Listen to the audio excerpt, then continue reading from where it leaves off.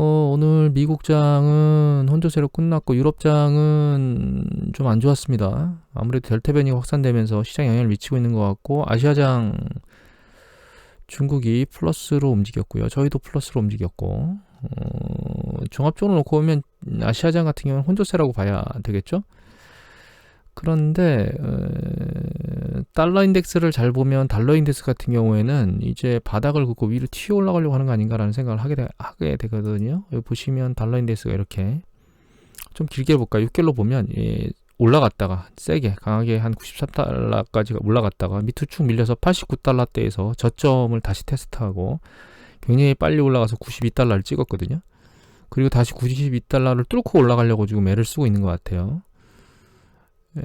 뚫려서 올라갈 가능성이 점점 높아지고 있는 게 아닌가라는 생각이 들게 되고 방향은 윗방향으로 잡힌 게 아닌가. 그래서 이제 금값이나 이런 것들은 사실 방향성을 잃고 헤매고 있는 거죠. 실질 쪽이. 그런데 어제 봤던 것 중에 에너지 쪽은 그나마 뭐 위로 가는 것에 대해서 얘네는 계속 탄력을 받고 있구나라고 하는, 그러니까 방향성을 아직 어느 쪽으로 잡지 못했구나라고 생각을 했는데, 여기 보면 콩, 뭐 옥수수, 밀 이런 것들이 급등했습니다. 퍼센트는 올라갔죠. 어제 데일리로 보면 소이빈, 이거 여기만 그런 게 아니고요. 옥수수도 그렇고 밀도 그렇습니다. 그래서 왜 그런가 봤더니 기사를 볼까요? 이 소이빈 가격을 제가 본 건데, 이 기사를 하나 컨택해서 기사를 보죠. 이거거든요. 이거 시킹 알파 6월 30일자 기사고요. 2분 있으셨습니다. 2분 있으셨고 밑에 내용 이거만 보면 돼요. 미국 농무부에서 발표를 했습니다. 그 추수는 상대적으로 적게 될 것 같고, 추수나 이런 것들 상대적으로 적게 될 것 같고, 작물은 잘 안 될 것 같고, 그 기간에 수요는 좀 강하게 일어날 것이다 라는 얘기 때문에 콩 가격이 핑 튀었어요. 다른 것들도 마찬가지고,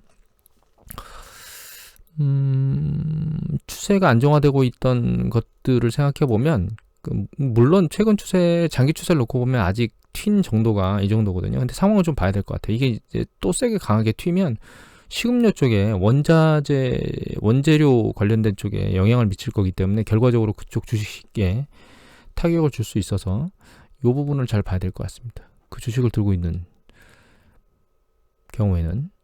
그 다음에 좀 특이한 거는 중국인 것 같아요. 왜 특이하다고 생각하냐면, 중국 같은 경우에 어제 경제지표 발표 나온 게 여기 보시면 제조업 PMI 지수가 그냥 기대치 정도 나왔고, 그리고 그 직전 월보다는 약간 낮았어요. 51이었는데 50.9로 떨어졌거든요. 그리고 비제조업 지수는 기대치보다 더 한 2포인트나 빠져서 나왔거든요. 그래서 밑으로 계속 내려가고 있는데, 주가는 오히려 발표가 난 뒤에도 튀어 올라오고 있습니다. 이게 어제 플러스로 끝났거든요. 5일치를 볼까요?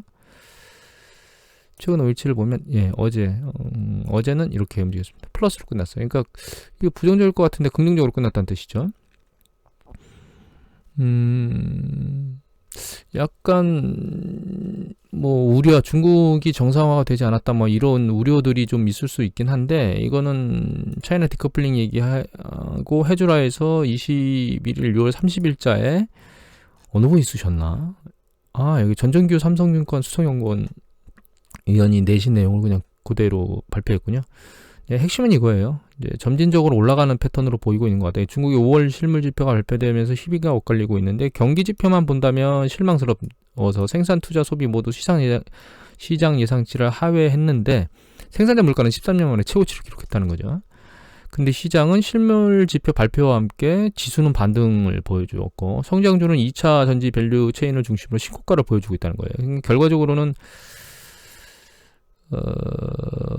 중국 시장이 윗방향으로 움직일 수 있는 어떤 그런 흐름을 보이고 있는 게 아닌가라는 생각을 하게 됩니다. 그래서 제가 지난번에 한번 이걸 볼까요? 이게 CSI 300 지수거든요. CSI 300 지수인데, CSI 300 지수 움직임이 여기 보시면 올라갔다가 크게 내렸다 다시 올라갔죠. 근데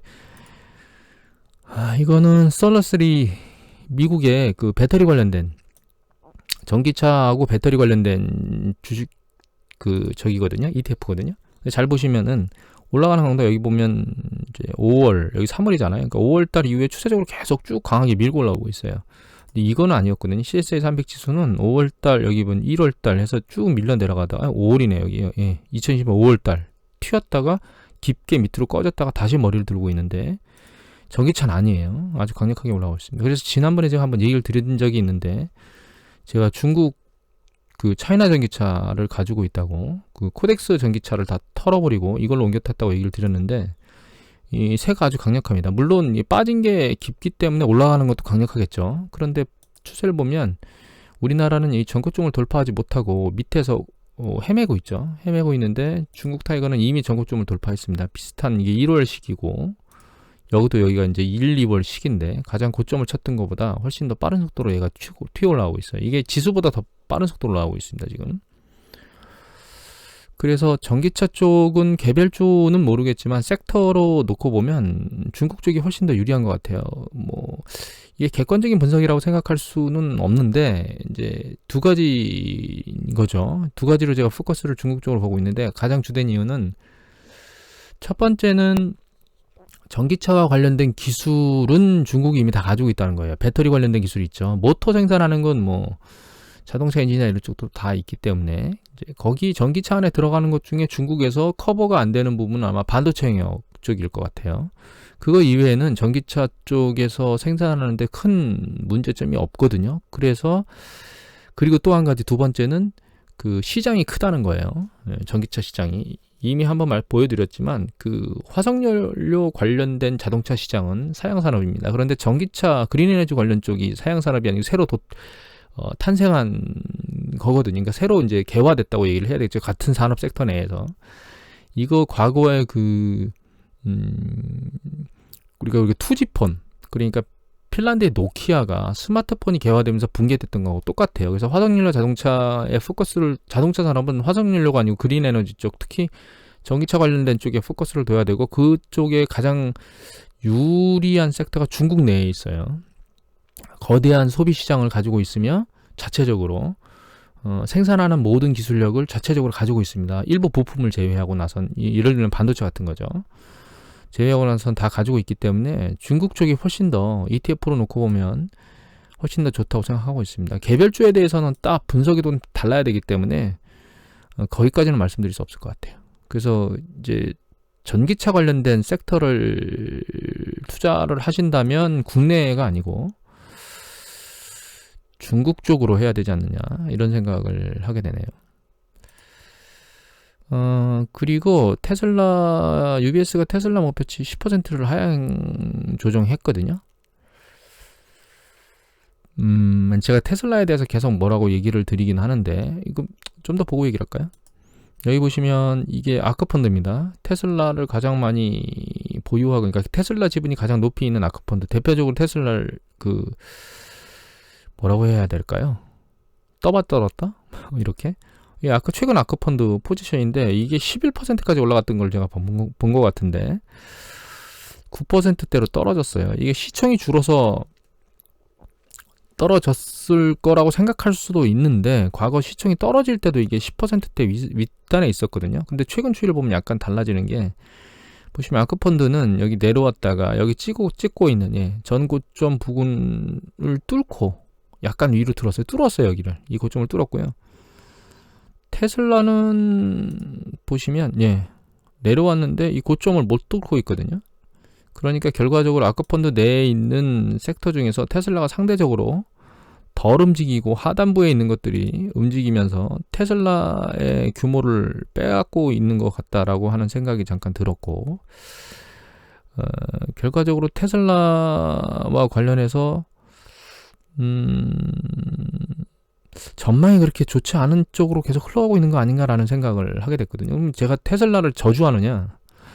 그렇진 않아요. 물론 일론 머스크를 좋아하지는 않습니다. 다만 테슬라에 대해서 이렇게 이제 계속 모니터링을 해드리는 가장 주된 이유는 저희가 투자를 할 때 단기적으로 매매를 하겠다라고 하는 관점에서 놓고 보면 이미 테슬라는 그러니까 테슬라는 중장기적인 투자 모멘텀에서는 투자할 대상이 아니에요. 지금 현재. 그러니까 예를 보면 과거 2017년도나 이렇게 이쪽 영역에서 장기적으로 들고 있어도 되겠지라고 했던 거는 이거를 먹기 위해서 들고 있었던 거거든요. 근데 이미 이건 먹었고 지금 최근 추세는 계속 성과가 그러니까 향후에 대한 어떤 전망들이 안 좋게 나온다는 얘기는 테슬라를 중장기적인 투자를 한다기보다는 그냥 단기적으로 밑에서 샀다가 위에서 파는 이런 행위에 단타 행위를 하지 않는 이상 얘를 쳐다볼 이유가 없다는 그런 것 때문에 얘기를 드리는 거고, 또 한 가지는 이 테슬라의 퍼배수가 여기 보시면 600배로 나옵니다. 600배. 그리고 이 가격에 이 600배의 기대치가 섞여 있는 거거든요. 그런데 이게 지금 테슬라 그 기대치를 계속 유지할 수 있겠느냐라고 하는 얘기 때문에 이걸 계속 말씀을 드리는 거예요. 테슬라 이외에 전 세계 전기차 판매 2위를 하고 있는 폭스바겐 같은 경우에, 폭스바겐이냐? 폭스바겐은 보면 퍼배수가 8배예요. 8배. 그 다음에 이거는 도요타입니다. 일본의 도요타는 퍼배수가 12배 정도. 우리나라 현대차는 좀 배수가 높아요. 우리는 현대차 27배 정도 나오고 있습니다. 그 테슬라를 과연 중장기 투자로 포커스를 들고 있어야 되겠느냐. 이거를 중장기 투자하고 향후에는 이게 지금 현재 일어나고 있는 모든 것들을 다 해치고 전기차 1위로 등극하면서 계속 갈 거야 라고 하는 생각을 계속 가졌다 하더라도 단기적으로 이 배수가 너무 높다라고 하는 인지가 쌓이게 되면, 예전에 레이팅 한번 말씀드렸죠. 그 레이팅이 붕괴되면서 이 주식시장이 계속 빠른 속도로 밑으로 밀려 내려올 수도 있습니다. 추세적으로 밀려 내려올 수도 있고, 그래서 테슬라는 굉장히 조심해야 될 대상이라고 다시 한번 말씀드리고 싶고요. 그 다음에 앞에 나온 기사 중에 테슬라 기사 밑에 딱 걸려 있는 게 있는데, 이게 세계 치약을 40% 점유한 이 기업의 주식을 사라라고 내용이 나왔잖아요. 그래서 이런 관련된 주식을 제가 쳐다보고 있는 걸 하나 보여드릴게요. 제가 유심히 미국 주식 중에서 쳐다보는 것 중에 장기적으로 들어도 될 만한 주식들을 계속 모니터링하고 있는 게 있거든요. 여기 보시면 설명드리면 이 캔들 차트 있죠. 이 캔들 차트가 맥도날드입니다. 그 다음에 요 빨간 거, 검은색 있죠. 검은색은 코카콜라예요. 그 다음에 여기 빨간 거 있죠. 이게 글로락스입니다. 그러니까 우리 일반 그 생활용품들 만드는 회사고요. 이게 콜게이트입니다. 이게 파란 게 콜게이트인데, 잘 보면 클로락스나 콜게이트나 코카콜라나 맥도날드나 이런 것들이 다 보면 우리가 일상적으로 쓰는 것들이죠. 그런 일상적으로 쓰는 것들이 이거는 이제 로그 차트고, 일반 차트를 보면 이렇게 움직였어요. 예. 물론 장기적으로 이렇게 쭉 코카콜라 같은 경우는 상당히 오랜 기간 동안 그 조정 국면에 빠졌던 적도 있습니다. 다른 부분들도 수년간 조정 국면에 빠진 국면도 있고요. 하지만 굉장히 오랜 기간 동안 패턴을 놓고 보면 추세적으로 계속 위로 올라왔다는 걸 알 수가 있죠. 특히 여기 보시면 그냥 일반 생필품을 파는 클로락스나 혹은 그냥 햄버거 정도 파는 맥도날드나 이런 것들이 폭발적으로 어떤 성과를 내주는 그런 부분들이 있을 수 있다는 거죠. 그래서 우리가 중장기적으로 투자하는 대상을 쳐다볼 때 삼성전자와 같이 하이테크니컬 쪽만 쳐다볼 이유는 없다라고 하는 부분들을 생각해 봐야 되고, 충분히 이런 주요 생필품이나 이런 것들이 소외돼서 많이 빠져있는 상황이 된다면 그런 애들을 매집하고 있다가 나중에 주식시장이 반영되는 그 시기에 매도함으로써 이익을 내는, 혹은 계속적으로 들고 있을 수도 있는 이런 개념도 가져야 된다라고 하는 생각을 해볼 필요가 있다는 거예요. 그래서 우리가 물론 하이테크를 투자하지 마라 이런 의미는 아니고, 전체 포트폴리오 안에 중장기적으로 쭉 올라갈 대상을 들여다볼 때 너무 고기술이거나 특별히 뭔가 특별한 것 이런 거 말고, 그냥 우리가 일상에서 쓰고 있는, 먹고 마시고 생활에 꼭 필수적으로 쓰는 이런 것들을 생산하는 기업들도 굉장히 오래 갈 수 있고, 그러니까 경제적 해자라고 말하는 건 강력한 브랜드 밸류라든가 혹은 그 소비자들의 그 구매 충성도라든가 이런 게 필요하겠죠. 그런 것들을 잘 가지고 있는 갖춘 기업들 같은 경우에는 꽤 주식이 장기적으로 우상향을 하는 패턴을 보여줄 수 있다라고 하는 부분을 한 번쯤은 우리가 생각해 봐야 된다라고 해보려고 이건 이제 보여드립니다. 그 다음에 그냥 단신인데요. 캐나다가 49.5도 불가마까지 갔답니다. 야, 이게 말이 50도잖아요. 50도. 와, 이게 장난이 아닌데, 제가 이거 그냥 캐나다는 50도네 이렇게만 얘기할 수 있는데, 이 지도를 보면 지금 우리나라 여기 있거든요. 캐나다는 여기 있습니다. 네, 캐나다 국경선이 여기거든요. 워싱턴이 여기니까 여기입니다. 여기 캐나다 국경선이거든요. 미국하고. 우리나라보다 위도가 높아요. 우리나라보다 위도가 높은데 얘네가 50도 갔다? 야, 우리도 엄청나게 뜨거울 수도 있다라는 생각이 갑자기 들었습니다. 이게. 또 한 가지는 이런 현상이 이렇게 일어나면 앞에서 봤던 이 원자재 가격도 참 녹록치 않게 우리를 골치 아프게 만들 수도 있겠다라고 하는 부분도 한 번쯤은 생각해 볼 만하다라는 생각으로 이야기로 오늘 얘기는 끝내도록 하겠습니다.